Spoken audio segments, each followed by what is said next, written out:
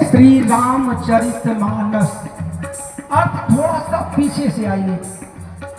अगर राम को अपने हृदय में स्थान देना है तो सबसे पहले मन को पवित्र करे। पीछे से आइए, मानस। उससे पहले चरित्र, अपने चरित्र को सुधारना होगा। कल भी किशोर प्रज्ञा भारती जी बोल रही थी, wealth lost, nothing lost, health lost, something lost, prime character lost, everything lost. धन गया तो कुछ नहीं गया, स्वास्थ्य बिगड़ा तो कुछ गया, और चरित्र गया तो कुछ बचा ही नहीं। चरित्र गया तो कुछ बचा ही नहीं।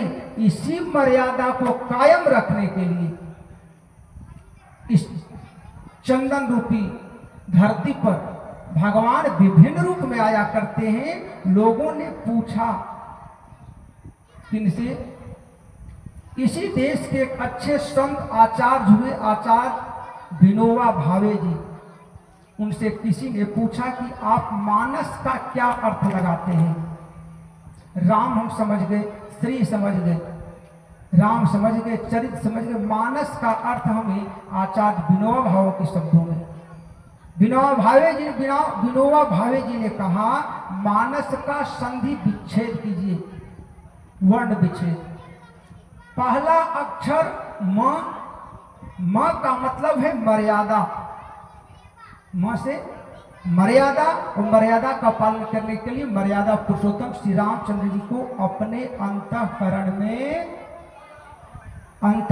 में धारण करना होगा। कहा म के बाद आता है आ, म पर आकार।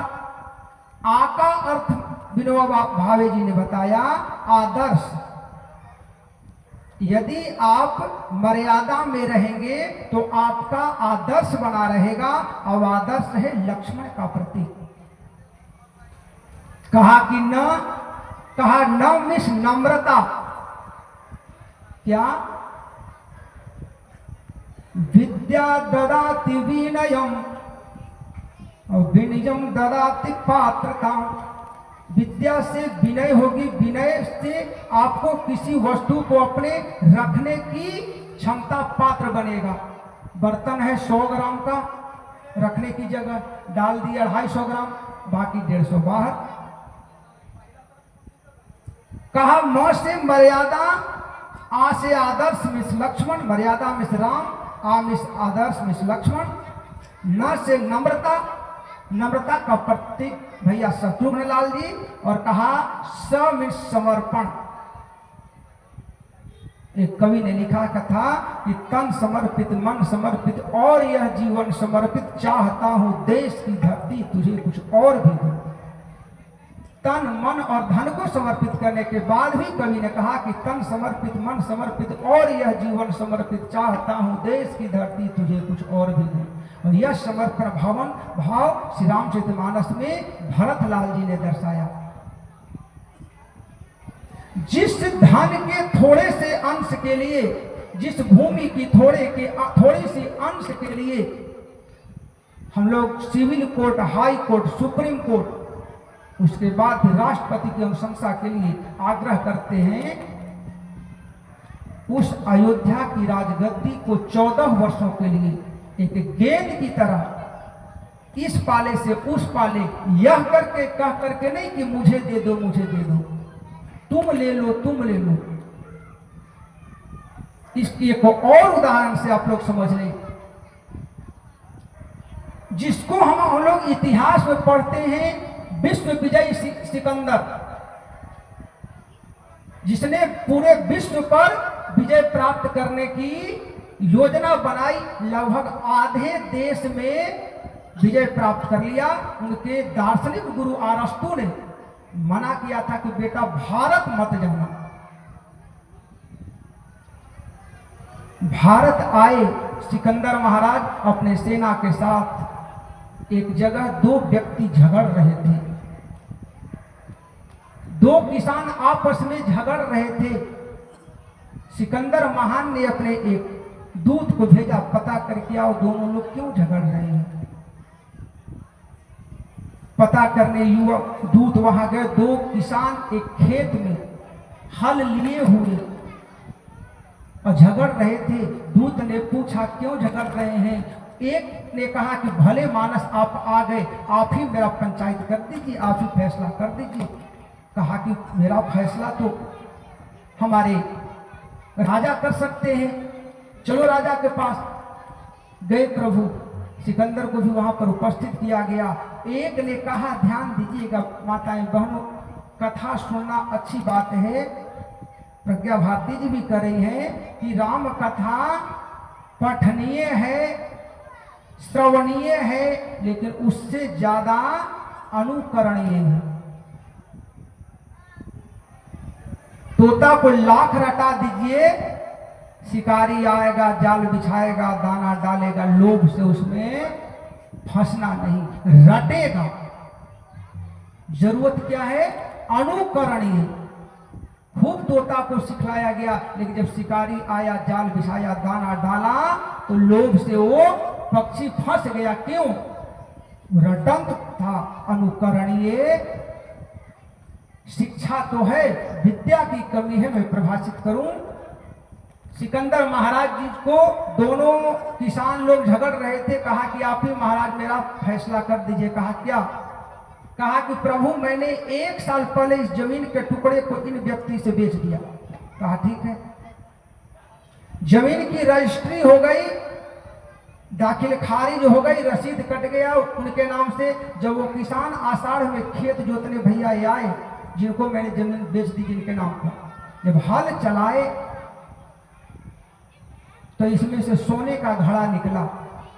और एक कह रहे हैं, हमको कह रहे हैं कि आप रख लो।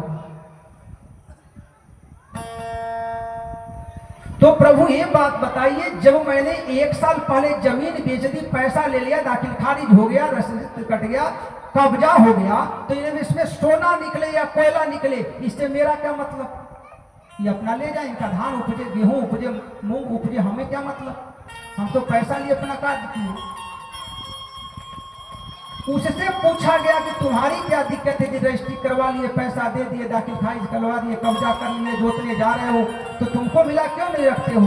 कहा उसने कि प्रभु मैंने जमीन की पैसा दी थी, न किसी जमीन के अंदर क्या था इसका पैसा। इस व्यक्ति का पूर्वज का जमीन है महाराज, पुश्तैनी जमीन है, मारूसी संपत्ति है। इसके गार्जियन लोग, अभिभावक, कोई न कोई पूर्वज यहाँ रखे होंगे, इससे हमको क्या मतलब? महान सिकंदर, विश्व विजयी सिकंदर का खोपड़ी हिल गया कि मेरे दार्शनिक गुरु अरस्तु ने कहा था कि बेटा सब जगह जाना, हिंदुस्तान मत जाना। ज्ञान अगर सीखनी है, मैंने कहा राम कथा आवश्यकता, कल भी आए थे, आज भी आए, कल भी आएंगे। क्यों? 10 वर्ष पहले भी समाधि हुआ को जग कराना पड़ा, उसके बाद भी जग कराए, और निकट भविष्य में आप लोग जग कराने की तैयारी मन में अभी से कर रहे हैं। जरूरत क्या है? मर्यादा, आदर्श, नम्रता और समर्पण का। एक चीज और बता दें आपको, बात समझने की, 10 मिनट बोल करके प्रज्ञा भारती जी को मंच सौंप देंगे। श्री रामचरितमानस का देवलाल भैया आप लोग कथा व्यास हैं, दुगोला व्यास करते हैं। श्री रामचरितमानस का पहला शब्द क्या है? हमारे माता बहन लोग, भैया लोग, पहला शब्द क्या है श्री रामचरितमानस का?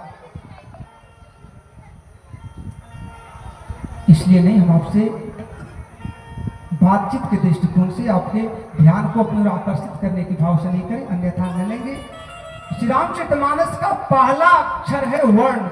वर्णानामर्थ संघानाम रसानाम छंदसामपि मंगलानाम च कर्तारो वंदे वाणी विनायको। श्री रामचरितमानस का अंतिम शब्द में देखिएगा लिखा है मानवाह। अगर श्री रामचरितमानस को पढ़ा जाए, सुना जाए, अनुकरण किया जाए, तो कम से कम मानव बना के छोड़ेगा आपको, कम से कम मानव बना के छोड़ेगा। अब सब लोग कहेंगे कि हमने मानव नहीं, हमने के पढ़े क्या जरूरत है, हमने आदमी है, मानव इस आदमी। ऐसा विद्या न तपो न दानम अच्छापि न शीलम न गूढ़ो न धर्म ते मृत्युलो के भुवि भार भूता मनुज रूपे न मृगाश्चरन्ति। नीति श्लोक है। येषाम विद्या न तपो न दानम अच्छापि न शीलम न गूढ़ो न धर्म ते मृत्युलोके भुवि भार भूता मनुज रूपे न मृगाश्चरन्ति। कह दिया नीति श्लोक में कि मनुज होकर के ही पृथ्वी का भार है। कौन? जिसके पास विद्या नहीं है। ऐसा विद्या न तपो, तप नहीं है। ऐसा विद्या न तपो न दानम, शील कोई व्याख्या का समय मिलेगा आपको बताएंगे। न गुणो न धर्म, कितने गुण, कौन कौन गुण बाद में। और जिनको अपने निज धर्म पर अभिमान नहीं, वह क्या है? मृतक समान है। लोगों को धर्म की शिक्षा दीजिए, मत दीजिए, लेकिन सबसे पहले राष्ट्र धर्म की शिक्षा जरूर दीजिए। उसमें राष्ट्र की प्रेरणा, राष्ट्र भक्त बनने की प्रेरणा जरूर दीजिए। धर्म का प्रेमी बन जाएगा व्यक्ति, क्योंकि उसमें राष्ट्र धर्म में अपना धर्म छिपा है। तो जो व्यक्ति अगर श्री रामचरित मानस को तो बार बार राम कहने से, राम राम क्यों करी? आप लोग बोले जय श्री राम, चार आना भी नहीं बोले जय श्री राम, आठ आना। देखिएगा तो रोशन भैया कौन कौन नहीं बोल रहे हैं जय श्री राम। अच्छा, जय श्री राम करने से आपका भला होगा, मेरा भला होगा। तुलसी राके कहत ही निकसई सकल विकार अपुनियावत नहीं देत मायकार विकार। रा कहते हैं तो तुलसी राके कहते हैं निकसई सकल विकार, शरीर के समस्त विकार। कौन? दैहिक दैविक भौतिकता, दैहिक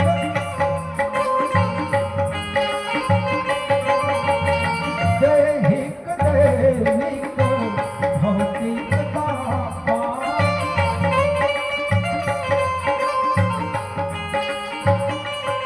दैहिक दैविक भौतिकता,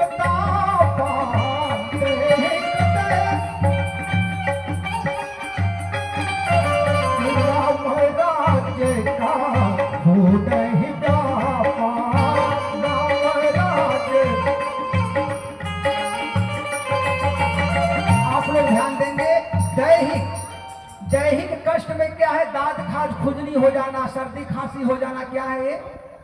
दैहिक कष्ट है। दैहिक दैविक में हो गया बाढ़, भूकंप, अनावृष्टि, अतिवृष्टि। भौतिक कष्ट में क्या हुआ? किसी ने आपको कहा कि कल तू घर से निकल तो दिखा दे हो, जो डर व्याप्त हो गया, ये भौतिक हो गया। लेकिन दैहिक दैविक भौतिकता, दैहिक दैविक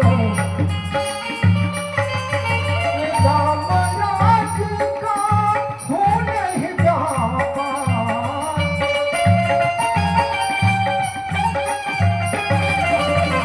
राम राज का हो नहीं व्यापार।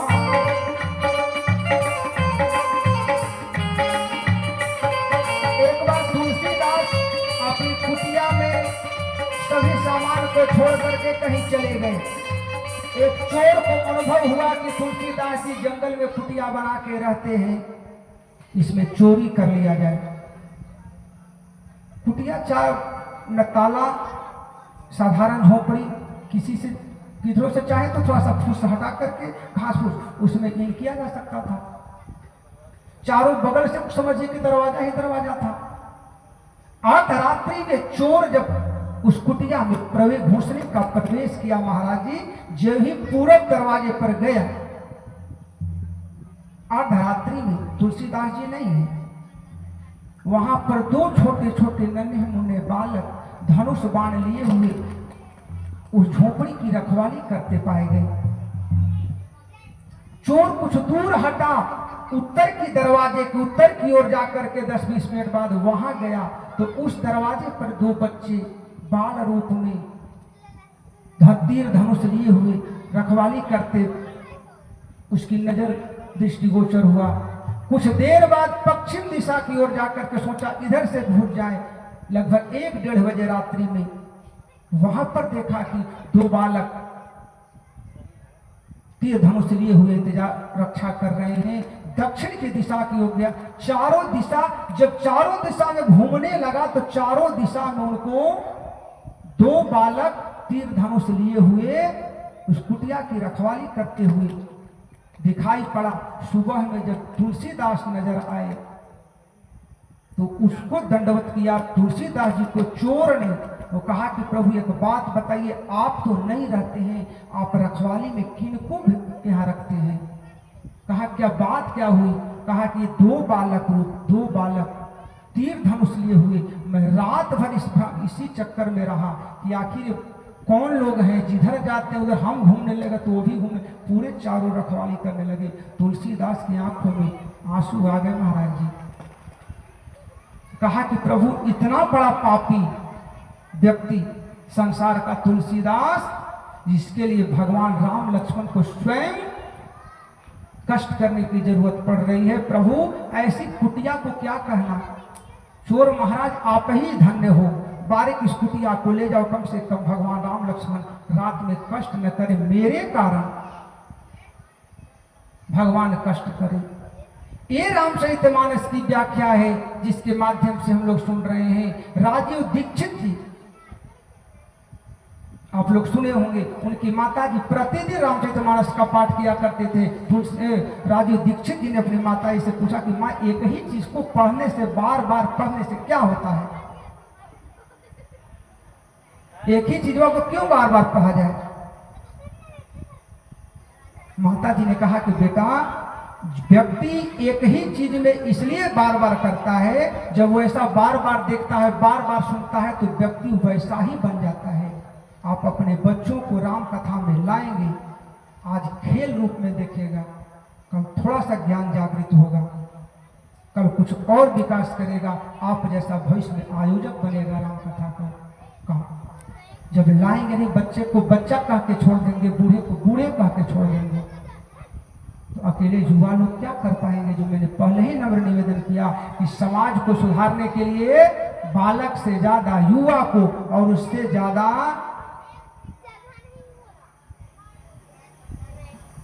सुधारने की आवश्यकता वृद्ध जनों को है, जो दादी दादा कथा कहानी के माध्यम से बच्चों को सिखा देते थे। वो ज्ञान बच्चों के जीवन पर्यंत, पूरे जीवन काल में रहता था। जो माताजी लोरी गा करके बच्चे को हलरावे दुहरावे, जो मन में आए कुछों का धार्मिक बातें गा करके जो सिखला देती थी, वो जीवन पर्यंत उसके जीवन पर पड़ा रहता। तो राम राम बार बार क्यों करें?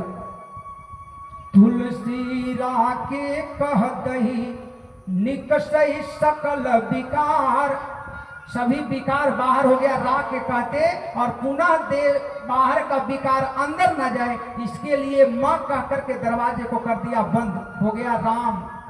लेकिन रामचरितमानस में कहा कि राम नाम मन दीप धरी जी हदे हरि द्वार, तुलसी भीतर बाहिरो जो चाहसी उजियार। अगर राम का नाम लेते हैं तो हृदय आपका मुख के बाहर, अंदर हृदय के अंदर बाहर चारों बगल उजियार होता है। कल भी आप लोगों ने प्रज्ञा भारती जी सुना, आज भी सुने। सात ही श्लोक क्यों, सात ही कांड क्यों? इसका लास्ट में अंतिम पन्ने, श्री रामचरितमानस के अंतिम पन्ने पर तुलसीदास जी ने लिखा। पहले तो पूछा गया कि आपने इसको ये पुस्तक लिखी है, क्या नाम है इसका? कहा रामचरित मानस यही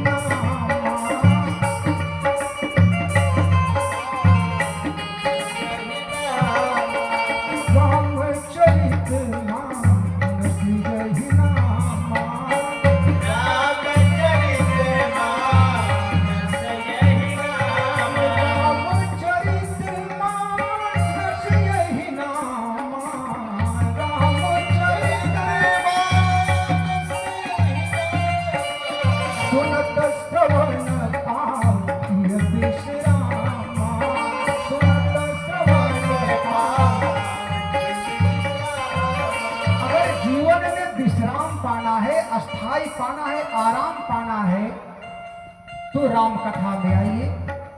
तो बाबा से पूछा कि ठीक है, नाम तो हो गया सुनने से, श्रवण से, अच्छा आपने रामचरितमानस क्यों लिखा, किसके लिए? कहा नाना पुराण निगमागम सम्मतम यद रामायणे निगदितं क्वचिदन्यतोऽपि स्वान्तः सुखाय तुलसी रघुनाथ गाथा भाषा निबद्ध मंजुल मातनोती। किस लिए?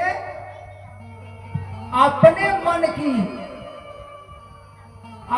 मन की शांति के लिए मैंने दुनिया की शांति, अपना चिंता नहीं है लोगों की, औरों की चिंता क्या करे महाराज?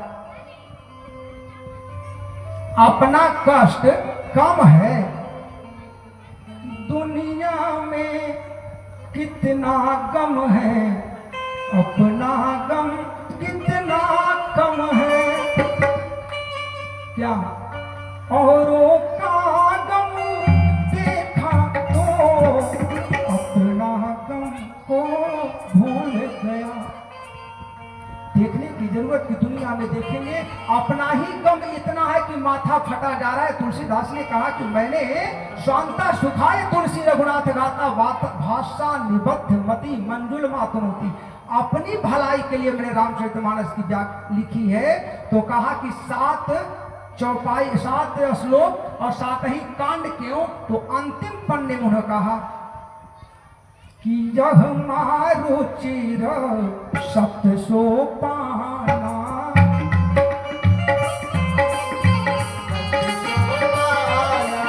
यह मारुचिर सप्त सोपाना,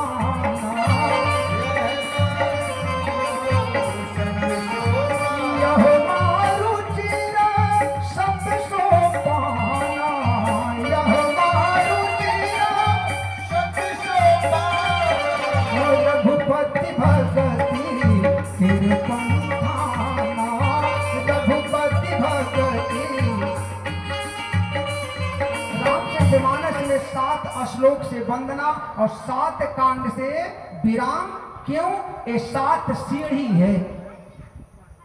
यहमा रुचिर सप्त सोपाना, सोपान में सीढ़ी कौन चीज का? रघुपति भगति केर पंथाना। अगर रघुपति भगवान राम की भक्ति पाना है तो ये भक्ति पाने की रास्ते की 7 सीढ़ियां हैं। और मिलेगा क्या? फल 4 प्रकार के, अर्थ धर्म काम और मोक्ष। मैंने कहा मानस की व्याख्या में म से मर्यादा, आ से आदर्श, न से नम्रता, स से समर्पण, समर्पण को कहा किया भरतलाल जी ने। क्या लिखा? फल 4 प्रकार के हैं, अर्थ धर्म काम मोक्ष। लेकिन भरत जी से पूछा गया कि बोलिए आपको क्या चाहिए? तो क्या कहा? अर्थ न धर्म न काम रुचि गति न चाहूं निर्वाण। अर्थ नहीं प्रभु, कहा धर्म ले लो। तो अर्थ न धर्म न काम रुचि, अर्थ भी नहीं चाहिए, धर्म भी नहीं चाहिए, काम भी नहीं चाहिए। अर्थ न धर्म न काम रुचि गति न चाहूं निर्वाण।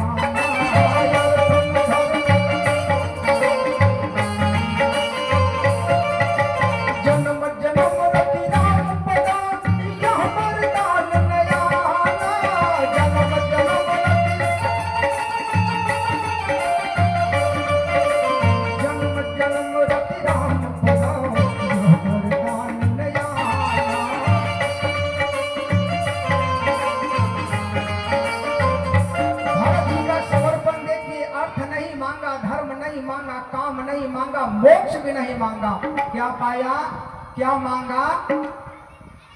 जन्म जन्म रति राम पद जब वरदान मांगा।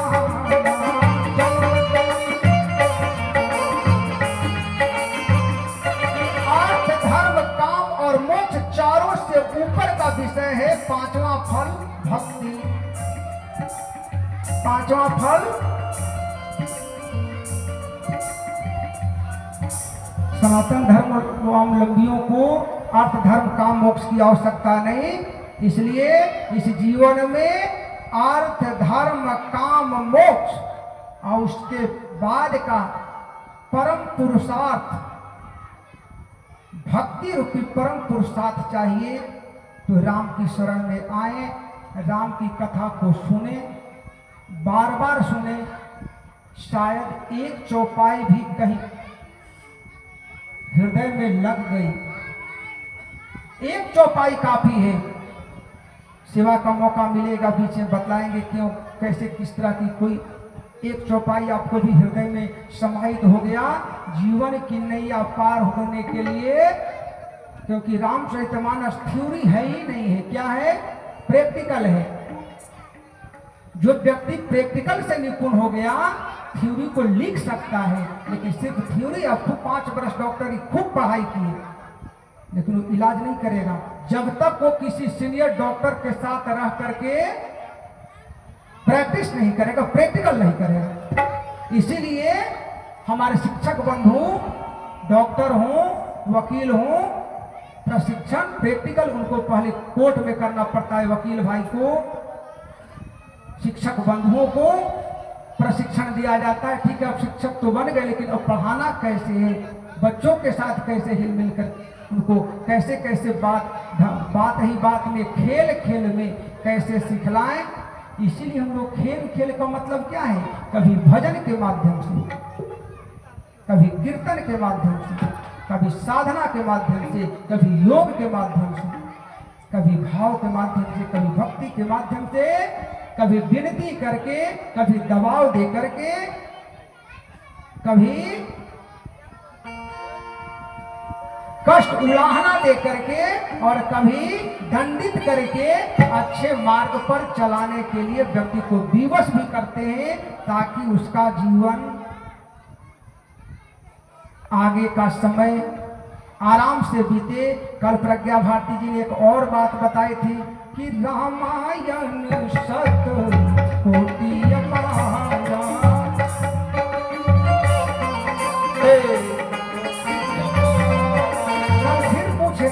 याद कीजिएगा, कल पूछेंगे कि कल कौन कौन बातें बताए थे प्रज्ञा भारती, तो हम बता दे रहे हैं आपको। कल की कथा में रामायण शतकोटि अपारा, रामचरितमानस यही नामा, चरित्र की प्रधानता, रामचरितमानस पठनीय श्रवणीय के साथ साथ अनुकरणीय भी है। ये 4 बातें कह के प्रज्ञा भारती कथा मंच से उतरी थी। आप किस रूप में कथा को लेते हैं, बात सही है। इस धर्म मंच पर ऐसे ऐसे महान एंटीबायोटिक पहले ही से चलाए गए हैं, तो छोटा एंटीबायोटिक थोड़ा काम करने में, लेकिन राम का नाम और राम कथा को, किसी यज्ञ को, किसी समर्पण को छोटा बड़ा की तुलना किया ही नहीं जा सकता। नहीं आपसे नहीं, क्योंकि घी के लड्डू उसको टेढ़ सुलझा के क्या मतलब है? अरे वाल्मीकि जी तो उल्टा नाम, राम नहीं साहब मरा मरा कहा, लेकिन परमात्मा ने कहा कि चलो इस मां को हटा करके उधर जोड़ देते हैं, राम राम हो गया। उल्टा नाम जपे जग जाना, वाल्मीकि भय ब्रह्म समाना। आवश्यकता है हम इस भाव से देखें कि राम कथा किसी भी तरह की है, हमारे लिए, हमारे जीवन में फलदायी है। आइए, राम कथा है क्या? भजन का एक माध्यम बता दीजिए। जय जय राम कथा,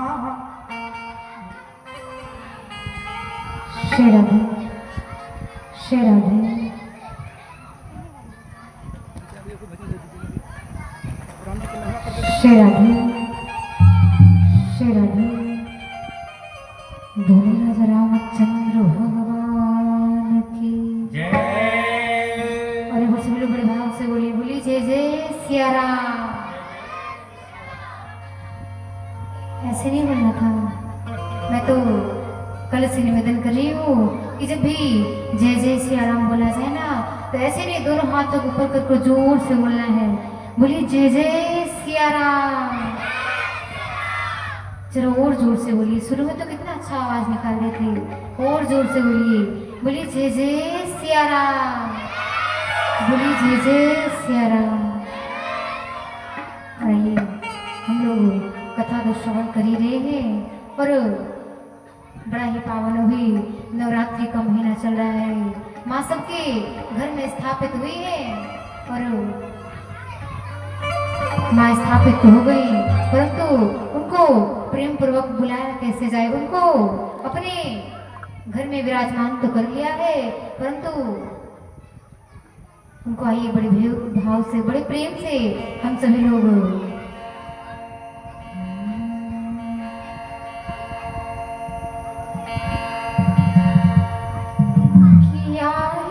भगवती बड़े भगत पुकारत आई भगवती बड़े भगत पुकारत मोरी अखिया। ऐसे काम में चलने वाला कम से कम ताली तो बजाया कीजिए। मोरी अखिया मोरी अखिया मोरी अखिया थकल